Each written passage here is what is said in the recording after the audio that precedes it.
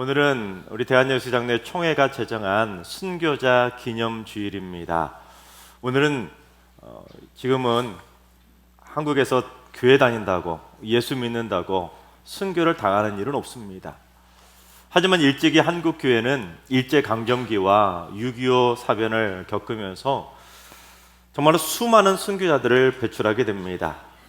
그런데 우리나라 곳곳에 그래서 순교자를 배출한 교회들이 참 많이 있지만 그 중에서도 전남 영광에 있는 염산교에서는 무려 77명이 순교를 당하게 됩니다. 6.25 전쟁 당시 인천 상륙작전으로 전세가 불리하게 되자 퇴각을 하던 북한의 공산군이 염산교회에서 보복성 만행을 저지르는 바람에 바닷가 시골교회 교인의 3분의 2가 순교하게 되었던 것입니다. 교회당에 불을 지르고 몽둥이로 두들겨 팬 다음에 죽창으로 찔러서 죽이거나 돌멩이를 목에 달아서 바닷물에 내던져 죽였다고 합니다.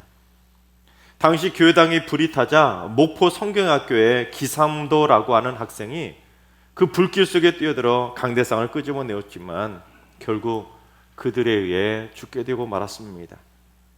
그리고 당시 염산교회를 담임하시던 김방호 담임 목사님은 어린 손녀까지 일가족 9명이 처참히 살해당했고, 허상 장로님은 아내와 함께 야산으로 끌려가 죽창에 찔려 죽으셨다고 합니다.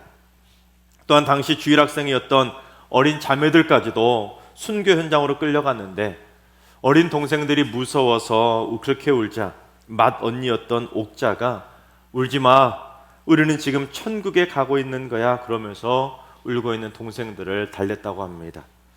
하지만 당시 그 어린애들이 진짜 얼마나 무서웠겠습니까? 그런데도 그 어린애들조차 천국을 생각하며 믿음으로 이겨냈던 것입니다. 또한 바닷물에 내던져지기 위해서 하나둘씩 차례를 대기하며 기다리던 성도들이 끝까지 찬송을 부르면서 죽음을 맞이했다고 합니다. 그렇게 마지막까지 남아서 찬송을 부르던 노병재 집사님도 결국 그날 형제들과 함께 일가족 22명이 목숨을 잃었다고 합니다. 그런데 염산교회뿐 아니라 인근에 있던 야월교에서도 65명이 목숨을 잃는 등 6.25 전쟁 당시 영광군에서만 194명이 순교를 하게 됩니다. 여러분, 오늘 우리가 지금 이렇게 남의 눈치 안 보고 자유롭게 예배 드리게 된 것은 이 땅에 순교자의 피가 뿌려졌기 때문입니다. 초대교회 교부였던 테르툴리아누스, 즉 터툴리아는 그의 책 변증서에서 그리스도인의 피는 씨앗이라는 말을 했습니다. 그런데 이 말이 후대에 순교자의 피는 교회의 씨앗이라는 말로 와전되어 전해졌지만 실제로도 그리스도인들이 흘린 순교의 피는 지난 2000년 동안 수많은 박해 속에서도 교회를 굳건하게 지켜내었던 생명의 씨앗이 되었습니다. 그리고 그 첫 번째 순교의 피를 흘린 분이 바로 스데반 집사입니다. 스데반 집사의 순교의 피가 뿌려진 이후에 이 땅의 교회는 꺾어도 죽지 않고 밟아도 죽지 않고 죽여도 죽지 않는 살아있는 생명나무가 된 것입니다. 그래서 저는 오늘 말씀을 통해 이 생명의 씨앗이 되어 지난 2000년 동안 교회를 굳건하게 지켜낸 순교자에 대해 살펴보려고 합니다. 첫째, 목숨을 걸고 주님을 증언하는 증인이 순교자입니다.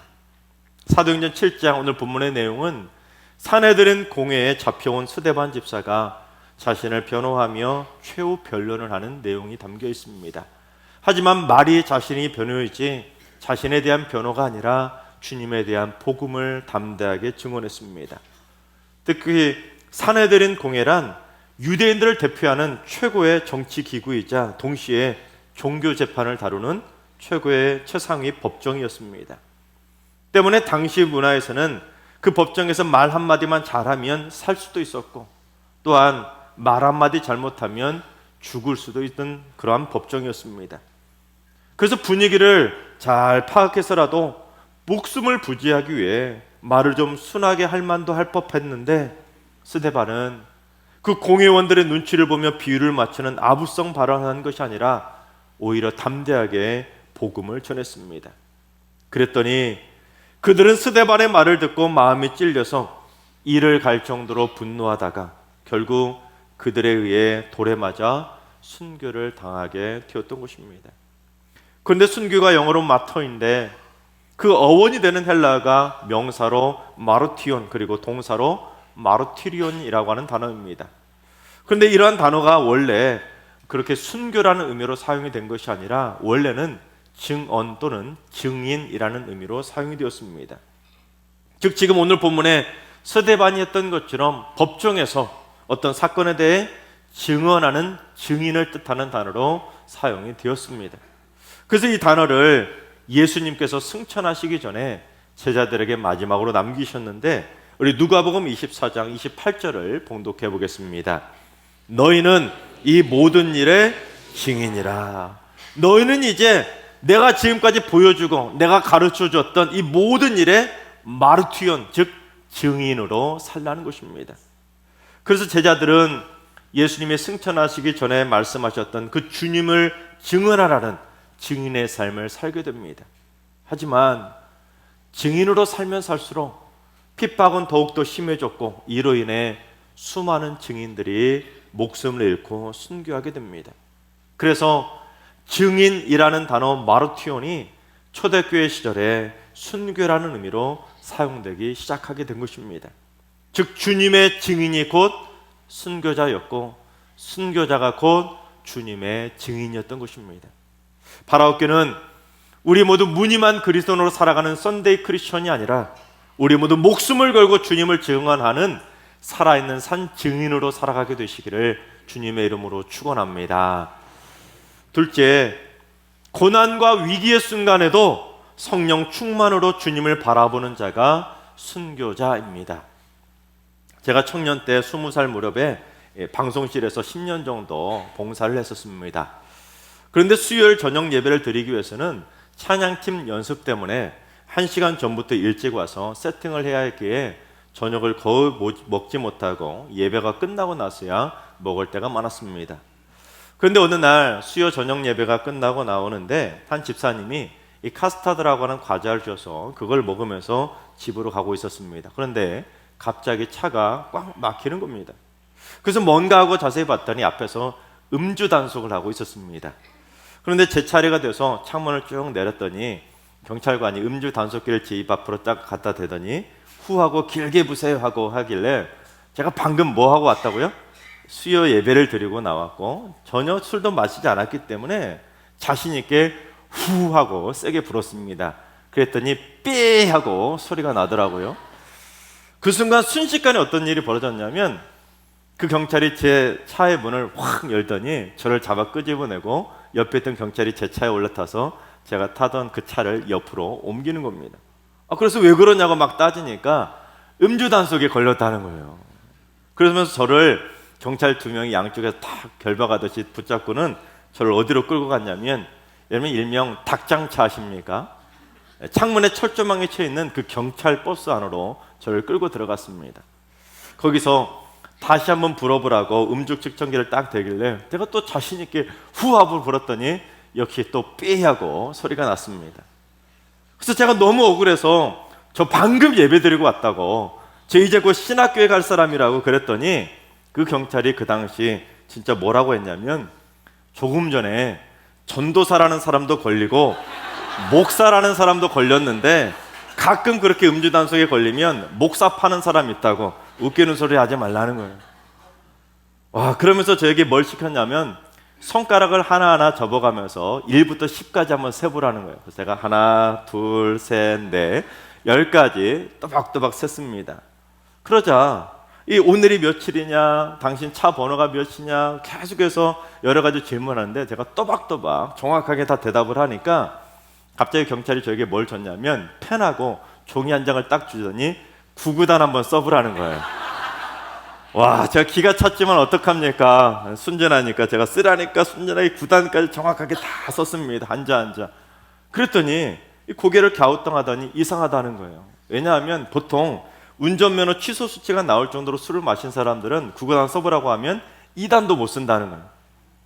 하지만 그래도 면허 취소 수준으로 나왔으니까 음주운전 현행범으로 잡혔다면서 저에게 이름도 쓰게 하고 주소도 쓰게 하고 지장도 딱 찍게 하더라고요. 와, 그때부터 이제 정신이 하나도 없더라고요. 방금 교회에서 뭐 했다고요? 수예배 드리고, 그것도 방송실에서 밥도 못 먹고 봉사했는데 음주운전 현행범으로 잡히니까 와, 이거 정말 억울해서 환장하겠더라고요. 게다가 제가 이제 곧 신학교에 갈 사람인데 음주운전 현행범으로 잡힌 전과자가 된다고 생각하니까 정말 앞이 캄캄하고 두려운 생각밖에 들지 않았습니다. 게다가 저 술 안 마셨다고, 너무 억울하다고, 아무리 고래고래 수암 치르면서 그렇게 억울하다고 해도 전혀 아무도 믿어주지 않았습니다. 그런데 그 순간 제가 뭐가 떠오른지 아십니까? 방금 먹었던 카스타드가 생각난 거예요. 아마도 그것 때문인 것 같은데 그거 한번 드셔보시고 한번 불어보시면 어떨까요? 그랬더니 무슨 말도 안 되는 소리 하냐고 하시더니 제가 하도 사정사정하니까 제 차에 가서 카스타드를 가져다가 드시고는 그 경찰이 후 불었습니다. 어떻게 나왔을까요? 빼 하고 나오는 거예요. 그래서 옆에 있던 경찰도 이상해서 그분도 드셔보시고 똑같이 불었는데 역시 빼 하고 소리가 났습니다. 아마 그 속에 있는 크림 때문에 그랬던 것 같습니다. 그러자 그제서야 제 몸에서 술 냄새가 나는지 맡아보고 한번 불어보라는 거예요. 아니 그때서야 물어보면 어떡합니까? 술 냄새가 나겠습니까? 당연히 안 나죠. 그래서 이 경찰들이 미안하다고 하면서 저를 풀어줬었습니다.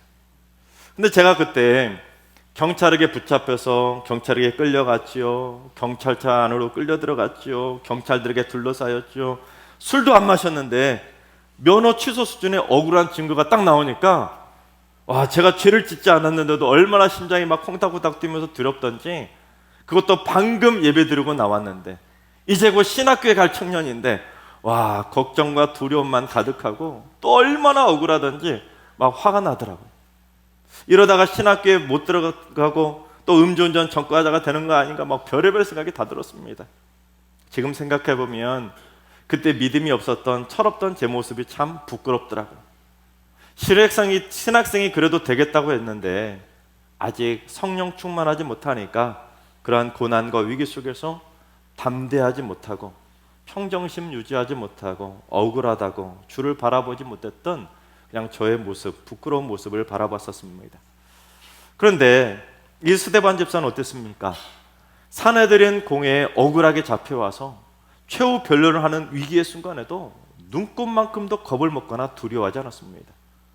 그것도 자기 변호하라고 변호의 기회를 주었는데도 자신을 변론한 것이 아니라 오히려 담대하게 목숨 걸고 복음을 전했습니다.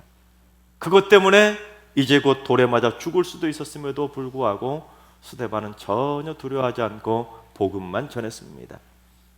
그러자 이 스데반이 무엇을 보게 되었는지 우리 55절을 봉독해 보겠습니다. 스데반이 성령 충만하여 하늘을 우러러 주목하여 하나님의 영광과 및 예수께서 하나님 우편에 서신 것을 보고, 스데반은 사내들인 공회에서 이제 곧 돌에 맞아 죽을 위기에 처했음에도 불구하고, 그것도 죄를 지어서 끌려온 것도 아니라 억울하게 죄도 없이 죽게 되었는데도 불구하고 걱정하며 두려워한 것이 아니라, 억울하다고 하소연한 것이 아니라 성령 충만해서 하늘을 우러러 하나님의 영광과 주님이 하나님 우편에 서신 것을 바라보았던 것입니다. 그때 스데반이 주님을 바라보면서 얼마나 평안을 얻었겠습니까? 그렇습니다. 아무리 억울하게 고난당하며 설령 죽는 한이 있더라도 두려워하지 않고 담대하게 주님을 바라보는 자, 그가 바로 성령 충만한 순교자입니다. 바라옵기는 우리 모두 삶의 어떠한 고난과 위기 속에서도 담대하게 주를 바라볼 수 있도록 성령 충만한 순교자의 영성을 갖게 되시기를 주님의 이름으로 축원합니다.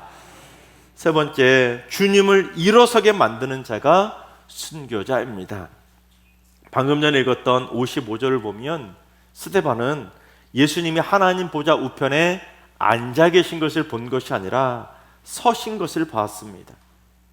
우리가 보통 앉아 있다가도 언제 벌떡 일어납니까? 귀한 손님이 찾아오거나 또는 어떤 긴장되고 놀라운 일이 일어났을 때 벌떡 자리에서 일어나지 않습니까? 쉬운 예로 여러분 모두 다 2002년 월드컵 때 다들 경험해 보시지 않았습니까? 앉아서 경기를 바라보고 있다가 우리나라 선수가 골을 넣었을 때 다들 벌떡 일어나서 기뻐하면서 얼마나 행복하게 응원했었습니까? 이건 마찬가지입니다. 주님께서는 스데반이 사내리는 공회에서 고난당하는 모습을 그냥 가만히 앉아서 볼 수 없었던 것입니다. 그래서 벌떡 자리에서 일어나서 스데반 힘내라고 저 천국에서 스데반을 바라보며 응원하셨던 것이죠. 또한 이제 곧 스데반이 돌에 맞아 죽을 것을 아셨기에 천국으로 올라오게 될 스데반을 맞이하기 위해, 즉 천국의 가장 귀한 손님인 순교자를 맞이하기 위해 주님은 하나님 보좌 우편에서 벌떡 일어섰던 것입니다. 그렇습니다. 우리가 주님의 복음을 전하다가 고난 당하면, 주를 위해 애매한 핍박을 당하면, 교회에서 봉사하다가 힘든 일을 겪게 되면 주님은 우리를 외면하시는 것이 아니라 오히려 그럴수록 우리를 격려하시고 응원하시기 위해 자리에서 벌떡 일어나 우리를 응원해 주시는 것입니다. 또한 우리를 천국으로 환영하기 위해 일어서서 우리를 맞이해 주실 줄로 믿습니다. 근데 우리가 TV를 보다가 보기 싫은 장면 나오면 어떻게 합니까? 눈을 감거나 고개를 돌려버립니다. 채널을 돌려버리거나 이도저도 보기 싫으면 아예 TV를 꺼버리지 않습니까? 마찬가지로 우리가 스데반처럼 살아가면 주님은 벌떡 일어서서라도 우리를 바라보시며 응원하시지만, 우리가 죄악으로 살아가면 주님의 고개를 돌리게 만드는 것입니다. 바라옵게는 우리 모두 주님의 고개를 돌리게 만드는 죄악으로 사는 인생이 아니라 주님을 일어서게 만드는 증인의 삶을 살아가게 되시기를 주님의 이름으로 축원합니다. 네 번째, 사랑의 기도로 죽음을 맞이하는 자가 순교자입니다. 스데반이 성령 충만해서 하늘이 열리고 인자가 하나님 우편에 서신 것을 봤다고 하자 그들이 어떻게 했는지 57절과 58절을 봉독해 보겠습니다. 그들이 큰 소리를 지르며 귀를 막고 일제히 그에게 달려들어 성 밖으로 내치고 돌로 칠세 증인들이 옷을 벗어 사울이라 하는 청년의 발 앞에 두니라. 그들이 큰 소리를 지르면서 귀를 막고 일제히 스데반에게 달려들어서 스데반을 붙잡아 성 밖으로 꺼내서 돌로 던져서 스데반을 친 것입니다. 특히 57절에는 그들이 스데반에게 달려들었다는 독특한 표현이 나오는데, 이 달려들다는 헬라어 단어가 신약 성경에서 단 5번밖에 나오지 않는 단어입니다. 그 중에 3번이 군대 귀신이 들린 돼지떼가 이 갈릴리 호수로 막 내달렸을 때, 그때 사용이 되었습니다. 즉 지금 그들이 스데반을 죽이겠다고 마치 귀신 들린 사람들처럼 미친 듯이 달려들어서 스데반에게 돌을 던졌던 것입니다. 여러분, 사람에게 돌을 던져서 죽이는 사람들이 제정신이겠습니까? 때문에 자기를 죽이겠다고 미친 듯이 달려드는 그들의 모습이 얼마나 무섭고 살벌했겠습니까? 그런데도 스데반이 그 와중에 어떻게 합니까? 우리 59절을 봉독해 보겠습니다. 그들이 돌로 스데반을 치니 스데반이 부르짖어 이르되 주 예수여 내 영혼을 받으시옵소서 하고, 사람들이 미친 듯이 달려들어서 자기에게 막 돌을 던지는 그 와중에도 스데반은 주 예수여 내 영혼을 받아달라고 부르짖어 기도했던 것입니다. 또한 스데반이 어떻게 했는지 우리 60절도 봉독해 보겠습니다. 무릎을 꿇고 크게 불러 이르되 주여 이 죄를 그들에게 돌리지 마옵소서 이 말을 하고 자니라. 여러분, 자기를 죽이겠다고 미친 듯이 달려들어서 이 사람 저 사람 막 자기에게 돌을 던지는 그 와중에 여러분 무릎 꿇고 기도할 제정신이 어디 있겠습니까? 여러분, 근데 지금 스데반은 자기에게 수많은 사람들이 돌을 던지고 있는 그 와중에도 무릎을 꿇고 마치 예수님처럼 그들에게 죄를 토리지 말라달라고 기도하면서 죽음을 맞이했던 것입니다. 자기를 죽이겠다고 미친 듯 달려드는 저놈들 당장에 죽여달라고 기도한 것이 아니었습니다. 내 눈에 흙이 들어오는 한이 있더라도 저놈들 절대로 용서하지 못하겠으니까 하나님 저들에게 벌을 내려달라고, 천벌 내려달라고 기도한 것도 아니라 저들의 죄를 용서해달라고 사랑의 기도를 하면서 주님의 품에 안겼던 것입니다. 여러분, 우리는 죽을 때 돈은 한 푼도 가지고 갈 수 없습니다. 여러분 그렇죠? 내가 이 땅에서 아무리 애지중지 아끼고 사랑했던 것들 단 하나도 가지고 갈 수 없습니다. 그런데 사람들이 죽을 때 다들 한 보따리씩 가지고 가는 것이 있습니다. 그게 뭔지 아십니까? 미움 보따리입니다. 원수들을 향한 미움 보따리를 끝까지 부둥켜 안고는 천국 갈 때까지도 싸질먹어 가는 사람들이 얼마나 많은지 몰라요. 아마 천국 입구에도 공항 검색대처럼 검색대가 있을 것 같습니다. 그래서 위험한 물건은 비행기에 가지고 탈 수 없는 것처럼 천국으로 갈 때 가장 위험한 물건이 뭐겠습니까? 바로 미움 보따리입니다. 그래서 미움 보따리 들고 천국 들어갈 수 없도록 다 뺏길 겁니다. 왜냐하면 천국에는 오직 사랑만 있고 미움은 없는 곳이기 때문입니다. 우리가 천국에 갈 때는 절대로 미움 보따리를 가지고 갈 수 없습니다. 오히려 미움 보따리 가지고 가면 그리스도의 심판대 앞에서 혼이 나고 다 빼앗길 수밖에 없는 것입니다. 그러나 그리스도인의 피는 씨앗이라고 말했던 터툴리안이 이렇게 말했습니다. 교회라는 나무는 세 가지 액체를 먹고 자란다. 수고의 땀과 기도의 눈물과 순교의 피다. 스데반이 바로 그 세 가지 액체를 교회에 뿌리며 주님의 품에 안겼던 것입니다. 열심히 복음을 전하며 수고의 땀방울을 흘렸고 억울하게 돌에 맞아 죽어가면서까지도 억울하다고 외친 것이 아니라 사랑의 기도로 저들의 죄를 용서해달라고 눈물을 흘리며 기도했고 결국 순교의 피를 흘리며 교회라는 나무에 가장 귀한 생명의 양분을 뿌렸던 것입니다. 북한 공산군에 의해 교인의 3분의 2가 목숨을 잃고 예배당마저 불에 타버렸던 염산교회 성도들이 그랬습니다. 살아남은 43명의 교인들이 이듬해인 1951년 2월에 염산 농업창고에 모여서 항아리 속에 숨겨두었던 성경책과 찬송가를 꺼내들어서 수요예배를 드리며 그동안 무너졌던 예배재단을 회복하기 시작했다고 합니다. 또한 당시 김방호 담임 목사님의 가족 중에서 유일하게 살아남았던 둘째 아들 김익 전도사님이 다시 교회로 돌아와 아버지의 뒤를 이어 염산교회 4대 교역자로 사역을 하게 되었다고 합니다. 그런데 김익 전도사님이 부임을 하셔서 그 교회에서 하셨던 첫 번째 설교가 이랬다고 합니다. 저는 이곳에 제 부모 형제들의 원수를 갚으러 왔습니다. 원수 갚는 것이 무엇이겠습니까? 그들을 예수 믿게 해서 천국 가게 하는 것이 하나님 앞에서 참된 원수 갚는 일이 아니겠습니까? 여러분도 저와 함께 이 일에 힘을 합쳐 주세요. 그렇습니다. 그리스도인들이 원수 갚는 것은 이륵박박 갈면서 눈에는 눈, 이에는 이로 보복하는 것이 아니라 사랑의 기도로 갚는 것입니다. 설령 나를 향해 죽일 듯이 달려들지라도 억울하게 누명 씌우며 나를 모함할지라도 대놓고 나에게 욕을 하며 나를 모욕할지라도 눈에는 눈, 이에는 이가 아니라 사랑의 기도로 미움 보따리를 하나하나 쥐어가며 갚아가는 삶, 그게 바로 순교자의 삶입니다. 하나님께서 사랑하신 여러분, 목숨을 걸고 주님을 증언하는 증인이 되어서 삶의 어떠한 고난과 위기 속에서 두려워하거나 걱정하지 마시고 스데반처럼 성령 충만하게 오직 주님을 바라보며 이겨내시기 바랍니다. 또한 주님을 일어서게 만드는 순교자의 영성을 가지고 살아가시고 미움 보따리는 이 땅에 다 두고 갈 수 있도록 우리 모두 스데반처럼 사랑의 기도를 드리며 평안하게 주님의 품에 안기게 되시기를 주님의 이름으로 축원합니다.